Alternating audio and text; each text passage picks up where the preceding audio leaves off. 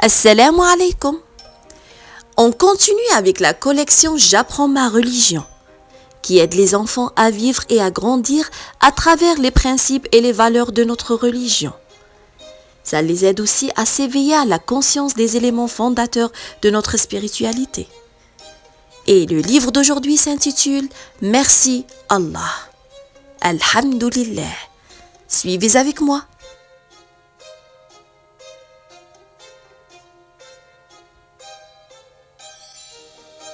Ces derniers jours, Leïla est restée à la maison parce qu'elle était malade.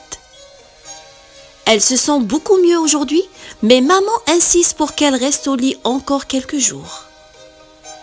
Leïla a encore besoin de se reposer et de bien manger pour retrouver toutes ses forces.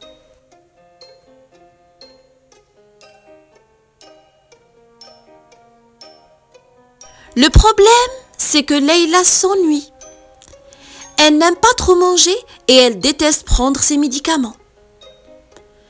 Elle passe son temps à lire ou à regarder son poisson rouge. Elle ne peut même pas s'approcher de sa petite sœur de peur de la rendre malade.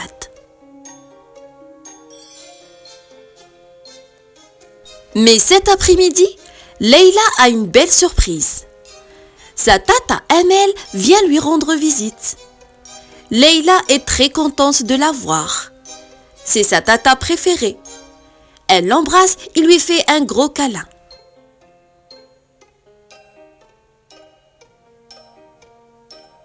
Leïla se plaint et dit à tata Amel combien elle s'ennuie, comme elle déteste prendre ses médicaments et qu'elle voudrait guérir très vite pour retourner à l'école. Tata Amel lui demande d'être patiente. Mais ça ne console pas Leïla. Alors, Leïla demande à sa tante des explications. « Dis-moi, tata, pourquoi Allah a créé la maladie ? Ce n'est pas agréable d'être malade. »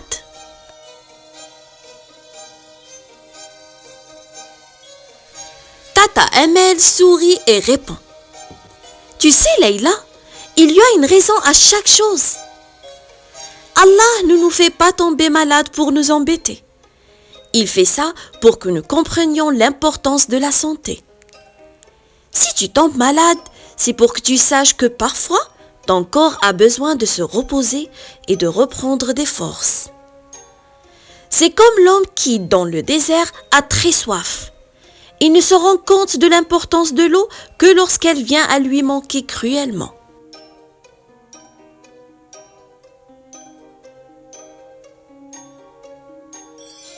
Leïla réfléchit. Cela lui rappelle une histoire que sa maîtresse lui a racontée.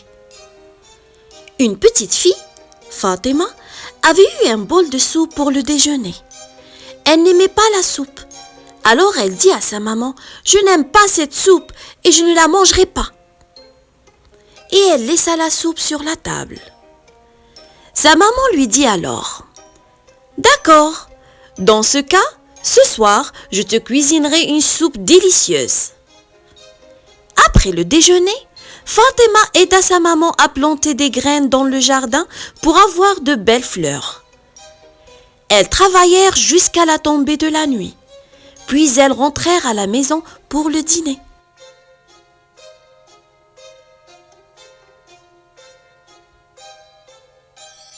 Fatima mit la table et sa maman lui apporta un bol de soupe. Fatima la goûta et dit « Merci maman, cette soupe est délicieuse !» Et elle la termina jusqu'à la dernière cuillère. Sa maman sourit et lui dit « C'est la même soupe que tu as eue pour le déjeuner. Tu l'as appréciée parce que tu as travaillé dur tout l'après-midi et que tu avais faim. »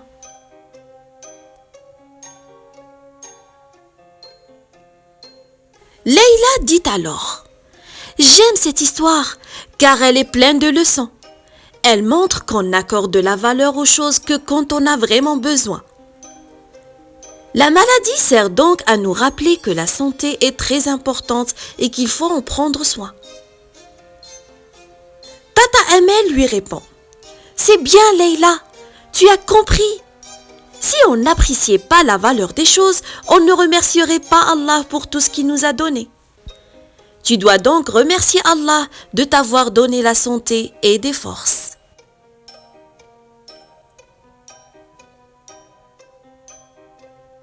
Leïla est contente. C'est vrai, dit-elle.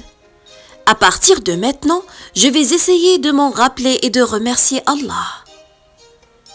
Puis Leïla se tait un instant et demande: Mais Tata Amel, est-ce que les gens riches doivent remercier Allah plus souvent parce qu'ils ont plus d'argent?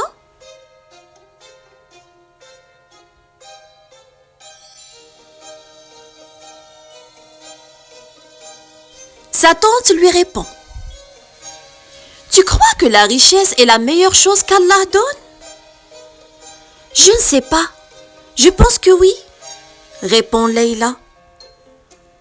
Alors, dis-moi, que ferait une personne qui est très riche mais aveugle? Ne crois-tu pas qu'elle donnerait tout son argent pour recouvrer la vue? Ou si elle était sourde, ne penses-tu pas qu'elle donnerait tout pour entendre? Leïla hoche la tête. Tata Amel continue. Il vaut bien mieux voir et entendre qu'être riche. Alors, sache, petite Leïla, que les yeux, les oreilles, les pieds sont la plus grande des richesses. Ton petit corps est un trésor qu'Allah t'a donné et personne d'autre ne pourrait te donner autant.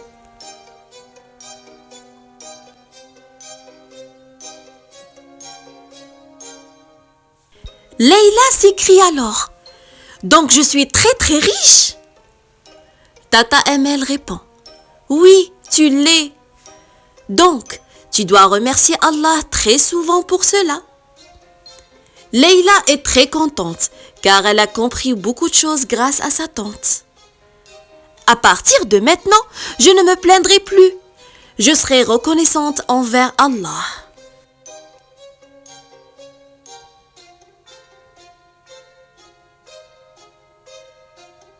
Tata Amel est très fière de sa nièce. Leïla est vraiment une petite fille intelligente. Tout cela lui rappelle une autre histoire qu'elle a lue dans un livre. Elle prend le livre et décide de le lire.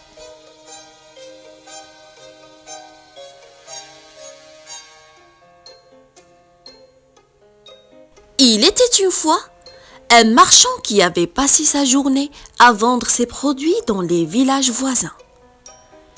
Il rentrait chez lui, sur son cheval, quand la pluie se mit à tomber. Le marchand était trempé. Il râlait et se plaignait sans cesse pendant que le pauvre cheval marchait péniblement.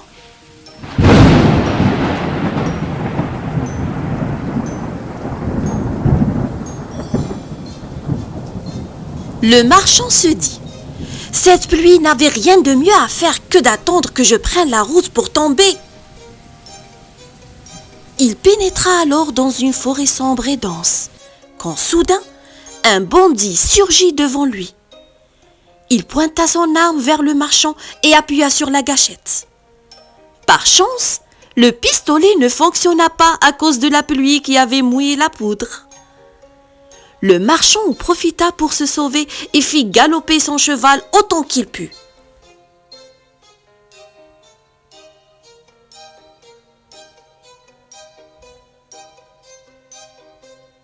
De retour chez lui, il se sentit en sécurité.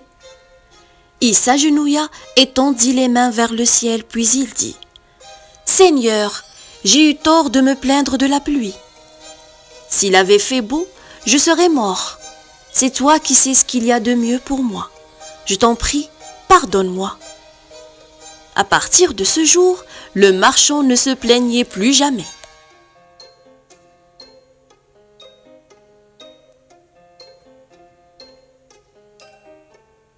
Pendant que Leïla et Tata Amel lisaient l'histoire, maman a préparé un gâteau et du jus de fruits.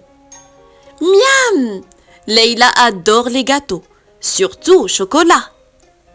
Et elle dit alors: La meilleure chose qu'Allah ait créée, c'est le chocolat. Alors merci Allah. Ça fait bien rire toute la famille.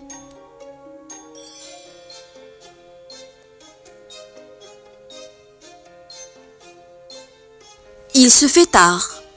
Tata Amel doit rentrer.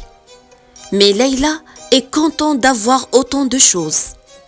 Une famille, un petit corps en bonne santé, une maison, de la bonne nourriture et surtout un Seigneur qui veille sur elle. Alors, merci Allah pour tout ce que tu m'as donné. Alhamdulillah. Et voilà, c'est fini le livre d'aujourd'hui. J'espère que vous avez aimé. Si c'est le cas, likez la vidéo, partagez-la avec vos amis et n'oubliez pas de vous abonner à ma chaîne Le Monde des Contes avec Nawel. À la prochaine. Wassalamu alaikum wa rahmatullahi ta'ala wa barakatuh.